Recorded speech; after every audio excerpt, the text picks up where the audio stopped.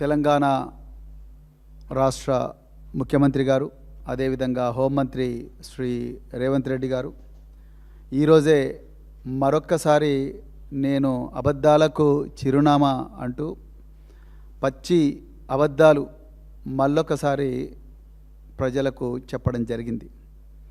మరి గత 15 రోజులుగా ఈ పోక్సో కేసు అంశంలో తెలంగాణ ముఖ్యమంత్రి నిందితుణ్ణి కాపాడడానికి పడుతున్న తంటాలన్నీ కూడా తెలంగాణ ప్రజలందరూ కూడా గమనిస్తూనే ఉన్నారు.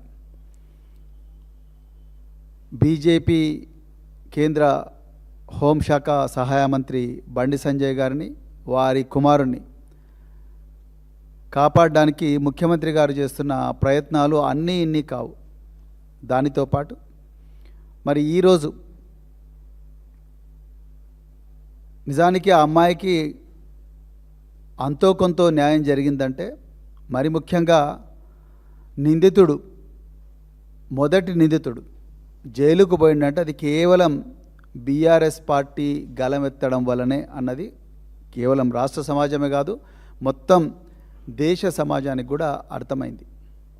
లేకపోతే ఇప్పటికే బండి సాయి భగీరథ్ పేట్ బషీరాబాద్ పోలీస్ స్టేషన్లో దర్జాగా లొంగిపోయి స్టేషన్ బెయిల్ తీసుకొని బయట తిరిగేవాడు. ఇది వాస్తవం. కానీ ఒక 5 రోజుల క్రితం ఇదే ముఖ్యమంత్రి ఒక మీడియా ఛానల్కి ఇంటర్వ్యూ ఇస్తూ పూర్తిగా అబద్ధాలు చెప్పారు. దాని మీద నేను ఈ భవన్లోనే నేను అవి ఎంత పచ్చి అబద్ధాలు, పచ్చి అసత్యాలు అని ఆధారాలతో సాక్షిగా నేను నిరూపించడం జరిగింది.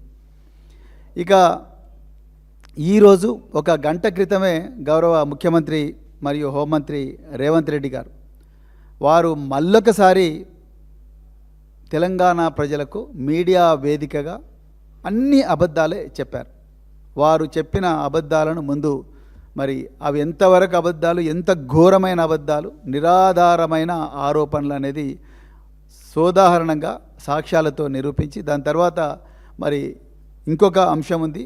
అదేంటంటే దీంట్లోనే ఇంకొక రెండవ అంశం ఉంది. ఆ రెండవ అంశం గురించి నేను మాట్లాడతాను. మొట్టమొదట మరి గౌరవ ముఖ్యమంత్రి రేవంత్ రెడ్డి గారు వారు బండి భగీరథ్ను ఈరోజు చెప్పారు. ఆయన బండి భగీరథ్ను మేము అరెస్ట్ చేశాం అని ఆయన అంటున్నారు. మరొక వైపు బండి సంజయ్ కుమార్ గారు అంటున్నారు, with utmost respect for the law and judiciary today my son Bandi Bhagirath went before Telangana police through our advocates for investigation అని చెప్పి, నేను ఒక బాధ్యతాయుతమైన మరి మంత్రిగా, రాజకీయ నాయకుడిగా నా కొడుకును నేనే పోలీసు వాళ్లకు సరెండర్ చేశాను మా అడ్వకేట్ల ద్వారా అని చెప్పి ఆయన చాలా క్లియర్గా ఆయన ట్వీట్ల మీద ట్వీట్లు పెడుతున్నాడు. దాని తర్వాత కూడా నిన్న కూడా బీజేపీ పార్టీ ఆఫీస్కు పోయి బండి సంజయ్ గారు అదే మాట చెప్పిండ్రు.